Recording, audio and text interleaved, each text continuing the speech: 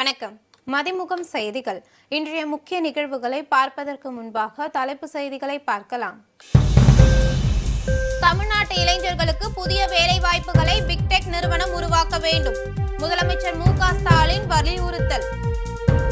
நீதித்துறையில் மதவாத வெறி மேலோங்கி வருவது கவலையளிக்கிறது. திருப்பரங்குன்றம் விவகாரம் குறித்து வைகோ ஆவேசம். வங்கிகளின் குறுகிய கால கடனுக்கான ரெப்போ வட்டி விகிதம் 0.25% குறைவு. இந்தியன் ரிசர்வ் வங்கி அறிவிப்பு. திருப்பரங்குன்றம் விவகாரம் தொடர்பாக நாடாளுமன்றத்தில் விவாதம் நடத்த கோரி முழக்கம். அனுமதி மறுக்கப்பட்டதால் திமுக எம்பிக்கள் வெளிநடப்பு. தமிழகத்தில் இன்று முதல் டிசம்பர் 11ஆம் தேதி வரை மழைக்கு வாய்ப்பு. வானிலை ஆய்வு மையம் தகவல்.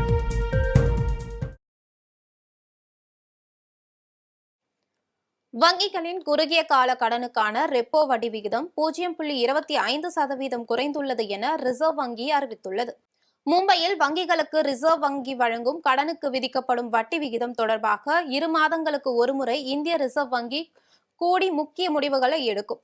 அதன்படி டிசம்பர் 3 முதல் 5ஆம் தேதி வரை நடைபெற்ற 3 நாள் கூட்டத்தின் முடிவின்படி வங்கிகளுக்கான குறுகிய கால கடனுக்கான ரெப்போ வட்டி விகிதத்தை 0.25% குறைப்பதாக இந்திய ரிசர்வ் வங்கி ஆளுநர் சஞ்சய் மல்ஹோத்ரா தெரிவித்துள்ளார்.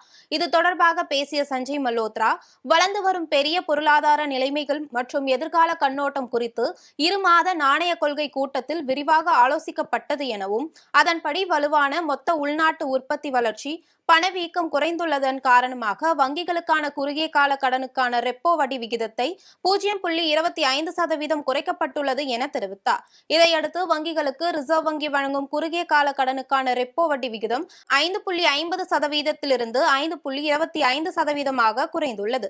ரெப்போ வட்டி விகிதம் குறைந்துள்ளதால் வீடு வாகன கடனுக்கான வட்டி விகிதம் குறையும் என எதிர்பார்க்கப்படுகிறது. திருப்பரங்குன்றம் விவகாரம் தொடர்பாக நாடாளுமன்றத்தில் விவாதம் நடத்த கோரி திமுக எம்பிக்கள் முழக்கமிட்டனர்.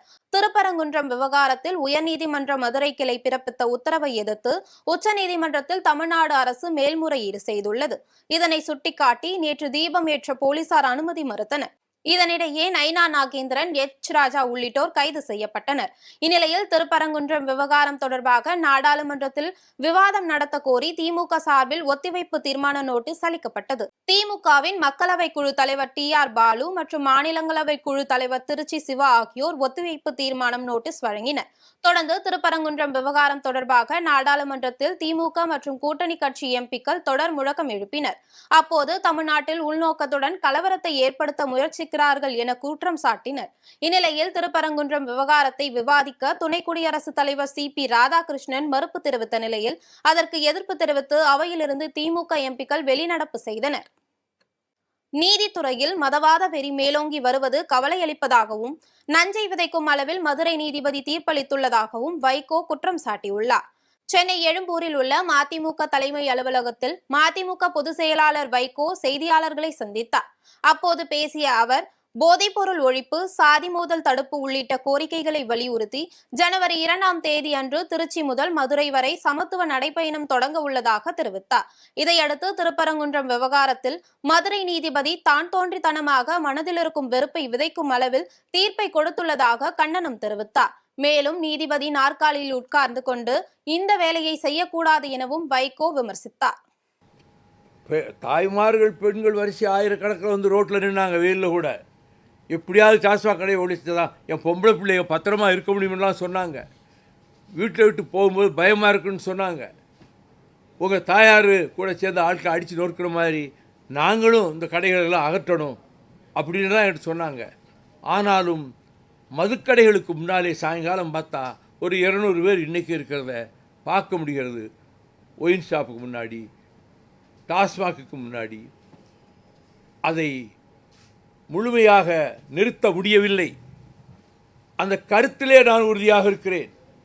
எங்கள் ஊரில் உடைச்சி நொறுக்கிறோம். பத்திரிகைகள்லாம் பெருசாக போட்டாங்க செய்தியை. ஹைகோர்ட்டில் அதை அகற்றியது சரிதான்னு ஜஸ்டிஸ் நாகமுத்து தீர்ப்பு கொடுத்தார். எங்கள் ஊர் பஞ்சாயத்து தீர்மானத்தை, எங்கள் ஊர் மக்கள் தீர்மானத்தை ஆதரிச்சு ஜெயலலிதா அரசு சுப்ரீம் கோர்ட்டுக்கு போச்சு. சஞ்சய் கவுல் இங்கே சீஃப் ஜஸ்டிஸாக இருந்தவருடைய பெஞ்சுக்கு போச்சு. அவர் ஃபைல் எடுத்து பார்த்தாரு. தமிழ்நாடு திருநெல்வேலி டிஸ்ட்ரிக்ட் கலிங்கப்பட்டி என் பேரெல்லாம் பார்த்தாரு. டிஸ்பெஸ்ட்னு பெட்டிஷன் ஒரே வரி தான், டிஸ்பெஸ்ட்னு போட்டார். தமிழ்நாட்டு இளைஞர்களுக்கு புதிய வேலைவாய்ப்புகளை பிக்டெக் நிறுவனம் உருவாக்க வேண்டும் என்று முதலமைச்சர் மு.க.ஸ்டாலின் வலியுறுத்தியுள்ளார். காஞ்சிபுரம் மாவட்டம் சிப்காட் பிள்ளைப்பாக்கம் தொழிற்பூங்காவில் 1003 கோடி ரூபாய் முதலீட்டில் 840 நபர்களுக்கு வேலைவாய்ப்பு அளிக்கும் வகையில் நிறுவியுள்ள மின்னணு சாதனங்களுக்கான உலகத்தரம் வாய்ந்த கண்ணாடி பொருட்கள் உற்பத்தி திட்டத்தை முதலமைச்சர் மு.க.ஸ்டாலின் தொடங்கி வைத்தார். இந்நிகழ்ச்சியின் போது இந்நிறுவனத்தின் பணியாற்றுவதற்காக தேர்வு செய்யப்பட்டவர்களுக்கு பணி நியமன ஆணைகளையும் முதலமைச்சர் மு.க.ஸ்டாலின் வழங்கினார். இந்நிகழ்ச்சியில் அமைச்சர் தாமு அன்பரசன், சட்டமன்ற உறுப்பினர் செல்வ பெருந்தகை மற்றும் அரசு உயர் அலுவலர்கள் கலந்து கொண்டனர். பின்னர் செய்தியாளர்களிடம் பேசிய முதலமைச்சர், தமிழ்நாடு அரசின் வேகம், வெளிப்படைத்தன்மையால் நம்பகத்தன்மை ஏற்பட்டுள்ளதாகவும், எலக்ட்ரானிக்ஸ் துறையில் கடந்த 4 ஆண்டுகளில் 9 மடங்கு வளர்ச்சி அடைந்துள்ளதாகவும் பேசினார். தமிழ்நாட்டு இளைஞர்களுக்கு புதிய வேலைவாய்ப்புகளை பிக்டெக் நிறுவனம் உருவாக்க வேண்டும் என்று முதலமைச்சர் மு.க.ஸ்டாலின் வலியுறுத்தியுள்ளார். அதனால்தான் 1000க்கும் அதிகமான புரிந்துணர்வு ஒப்பந்தங்கள் போட்டு அதில் 80% திட்டங்களை பல்வேறு நிலைகளில் செயல்பாட்டுக்கு கொண்டு வந்திருக்கிறோம். இந்த வேகமும் வெளிப்படைத்தன்மையும் தான் உலக நிறுவனங்களுக்கு நாங்கள் சொல்ற மெசேஜாக அமைந்திருக்கிறது.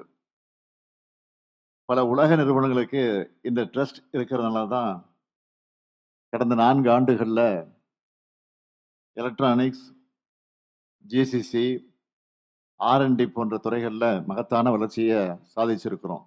அதோட புத்தாக்கம் மற்றும் உற்பத்தி துறைகளில் உங்களுடைய நிபுணத்துவம் எங்களுடைய சூழலமைப்பு மற்றும் திறன்மிகு. எனவே ஒளி தொடர்பியல், டிஸ்பிளே கண்ணாடி, சூரிய ஒளி சிலிக்கான தகடுகள், மோட்டார் வாகன கண்ணாடி தொழில்நுட்பங்கள் போன்ற உங்களுடைய உயர்தர முதலீடுகளை தமிழ்நாட்டுக்கு கொண்டு வாங்க என்று அன்போடு கேட்டுக்கொள்கிறேன். திருப்பரங்குன்றம் மலை உச்சியில் தீபமேற்ற அனுமதித்ததை எதிர்த்த மேல்முறையீட்டு மனு முறையாக இருந்தால் 2 நாட்களில் விசாரிக்கப்படும் என உச்சநீதிமன்றம் தெரிவித்துள்ளது. அறுபடை வீடுகளில் முதல் படை வீடான திருப்பரங்குன்றத்தில் கார்த்திகை தீப நாளன்று உச்சிப்பிள்ளையார் கோவில் மண்டபத்தில் தீபம் ஏற்றப்பட்டு வரும் நிலையில் வழக்கத்திற்கு மாறாக மலை உச்சியில் உள்ள விளக்கு தூணில் தீபம் ஏற்ற அனுமதி கோரி மதுரையை சேர்ந்த ராம ரவிக்குமார் உயர்நீதிமன்ற மதுரை கிளையில் மனு தாக்கல் செய்திருந்தார். இந்த மனுவை விசாரித்த நீதிபதி சுவாமிநாதன் மலை உச்சியில் உள்ள விளக்கு தூணில் கார்த்திகை தீபம் ஏற்ற உத்தரவிட்டிருந்தார். இதையடுத்து இந்த வழக்கில் மதுரை ஆட்சியரின் 144 தடை உத்தரவை ரத்து செய்ய உயர்நீதிமன்ற மதுரை கிளை நீதிபதி GR சுவாமிநாதன் திருப்பரங்குன்றம் மலை உச்சியில் மனுதாரர் தீபம் ஏற்ற உத்தரவிட்டார். நீதிபதிகளிடம் ரவுத்திரம் பழக வேண்டும் என கூறிய நீதிபதி GR சுவாமிநாதன், நீதிமன்ற அவமதிப்பு நடவடிக்கையில் அதிகாரிகளை தண்டிக்க வேண்டும் என்பது எங்கள் நோக்கம் அல்ல என்றும் கூறியிருந்தார். இந்நிலையில் இந்த வழக்கு இன்று நீதிபதி சுவாமிநாதன் முன் விசாரணைக்கு வந்தது. அப்போது தமிழக அரசு சார்பில் இந்த வழக்கு தொடர்பாக உச்சநீதிமன்றத்தில் மேல்முறையீடு செய்துள்ளதாகவும் விரைவில் விசாரணைக்கு வர உள்ளதால் வழக்கு விசாரணையை ஒத்திவைக்க கோரிக்கை விடுத்தனர். தமிழக அரசின் கோரிக்கையை ஏற்று வழக்கு விசாரணை செவ்வாய்க்கிழமைக்கு ஒத்திவைக்கப்பட்டது. இதனிடையே திருப்பரங்குன்றம் மலை உச்சியில் தீபமேற்ற அனுமதித்ததை எதிர்த்த மேல்முறையீட்டு மனு முறையாக இருந்தால் 2 நாட்களில் விசாரிக்கப்படும் என உச்சநீதிமன்றம் தெரிவித்துள்ளது.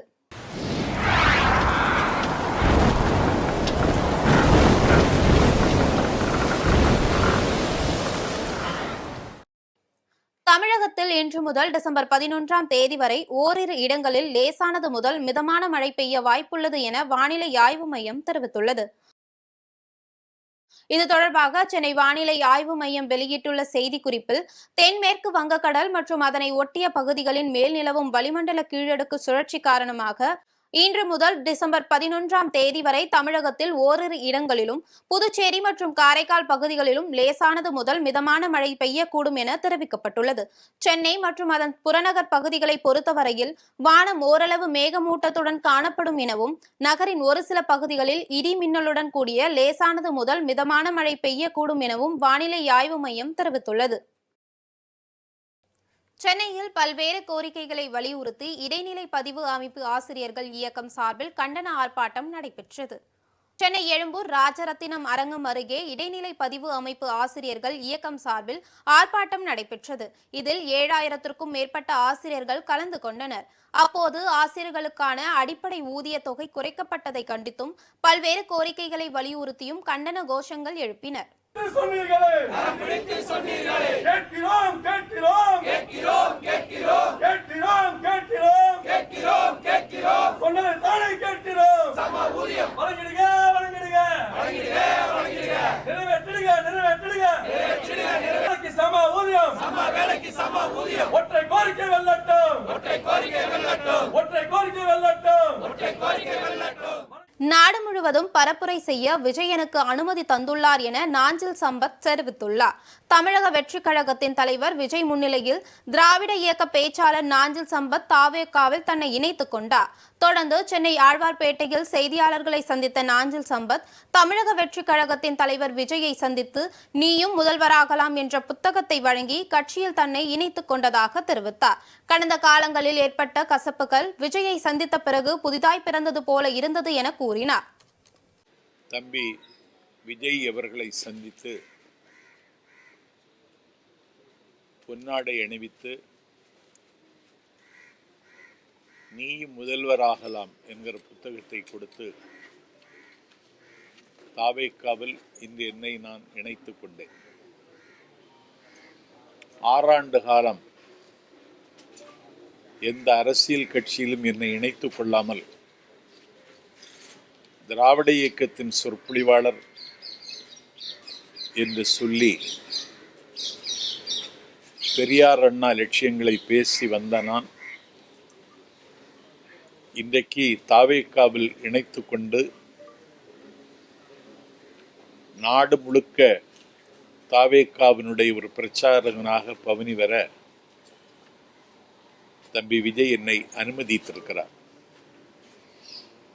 என்னை பார்த்த நிமிடத்தில் நான் உங்கள் ஃபேன் என்று சொல்லி அவர் சொன்ன நிமிடத்தில் நான் மெய்சிலிர்த்து போனேன். இப்படி ஒரு அங்கீகாரத்தை தம்பி தருவார் என்று நான் எதிர்பார்க்கவில்லை. அமெரிக்க அதிபர் டிரம்ப் முன்னிலையில் காங்கோ ருவாண்டா இடையே அமைதி ஒப்பந்தம் கையெழுத்தானது. மத்திய ஆப்பிரிக்க நாடான காங்கோவில் உள்நாட்டு போர் பல ஆண்டுகளாக நடைபெற்று வந்தது. அந்நாட்டில் பல்வேறு கிளர்ச்சி குழுக்கள் செயல்பட்டு வருகின்றன. அதேவேளை காங்கோ நாட்டின் கிழக்கு பகுதியில் ருவாண்டா நாடு அமைந்துள்ளது. இரு நாடுகளுக்கும் இடையே காங்கோவின் வடக்கு கியூ, தெற்கு கியூ உள்ளிட்ட பல்வேறு மாகாணங்களில் கனிம வளங்கள் அதிக அளவில் காணப்படுகிறது. காங்கோவில் செயல்பட்டு வரும் M23 என்ற கிளர்ச்சி குழுவுக்கு ருவாண்டா ஆதரவு அளித்து வருகிறது. M23 கிளர்ச்சி குழு காங்கோவில் கனிம வளங்கள் கொண்ட பகுதிகளை கைப்பற்ற முயற்சித்து வருகிறது. இந்நிலையில் காங்கோ ருவாண்டா இடையே அமைதி ஒப்பந்தம் ஏற்பட்டுள்ளது. அமெரிக்கா தலைமையில் நடந்த பேச்சுவார்த்தையில் இரு நாடுகளும் மோதலை கைவிட்டு அமைதிக்கு திரும்ப ஒப்புக்கொண்டன. இதனை அடுத்து அமெரிக்க அதிபர் டிரம்ப் முன்னிலையில் காங்கோ ருவாண்டா இடையே அமைதி ஒப்பந்தம் கையெழுத்தானது. இந்த ஒப்பந்தத்தை தொடர்ந்து காங்கோவில் உள்ள கனிம வளங்களை அமெரிக்க நிறுவனங்கள் வெட்டி எடுக்க ஒப்பந்தம் கையெழுத்தானது. மீண்டும் தலைப்பு செய்திகள். தமிழ்நாட்டு இளைஞர்களுக்கு புதிய வேலை வாய்ப்புகளை பிக்டெக் நிறுவனம் உருவாக்க வேண்டும். முதலமைச்சர் மு.க. ஸ்டாலின் வலியுறுத்தல். நீதித்துறையில் மதவாத வெறி மேலோங்கி வருவது கவலை அளிக்கிறது. திருப்பரங்குன்றம் விவகாரம் குறித்து வைகோ ஆவேசம். வங்கிகளின் குறுகிய கால கடனுக்கான ரெப்போ வட்டி விகிதம் 0.25% குறைவு. இந்தியன் ரிசர்வ் வங்கி அறிவிப்பு. திருப்பரங்குன்றம் விவகாரம் தொடர்பாக நாடாளுமன்றத்தில் விவாதம் நடத்த கோரி முழக்கம். அனுமதி மறுக்கப்பட்டதால் திமுக எம்பிக்கள் வெளிநடப்பு. தமிழகத்தில் இன்று முதல் டிசம்பர் 11ஆம் தேதி வரை மழைக்கு வாய்ப்பு. வானிலை ஆய்வு மையம் தகவல். இத்துடன் செய்திகள் நிறைவடைந்தன. மீண்டும் செய்திகள் பிற்பகல் 1:30 மணிக்கு. மேலும் செய்திகளை தெரிந்து கொள்ள மதிமுகம் பிரைம் யூடியூப் தளத்தில் இணைந்திருங்கள்.